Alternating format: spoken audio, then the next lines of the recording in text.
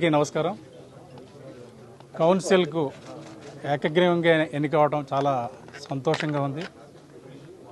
ఇది ఒక బాధ్యతాయుతమైన పదవిగా నేను భావిస్తున్నాను.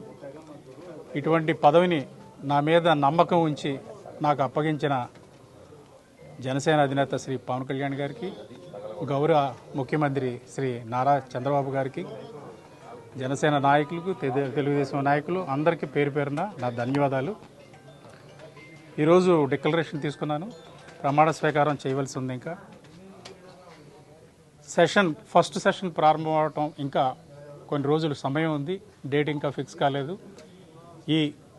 ఈ సమయం కౌన్సిల్ గురించి మరింత లోతుగా అధ్యయనం చేయడానికి నాకు ఉపయోగపడుతుందని భావిస్తున్నాను.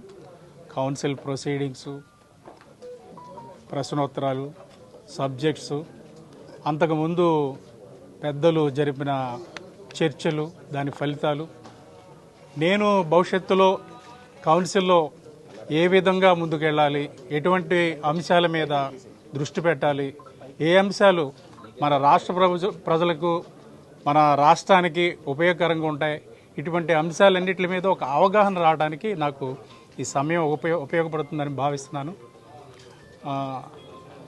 నాదైన కృషిని ఈ రాష్ట్ర అభివృద్ధి కోసం, ఈ రాష్ట్ర ప్రజల సంక్షేమం కోసం తప్పకుండా శక్తివంచన లేని కృషి జరుపుతున్నానని మీడియా ముఖంగా నేను అందరికీ సవివీనంగా మనం చేస్తున్నాను.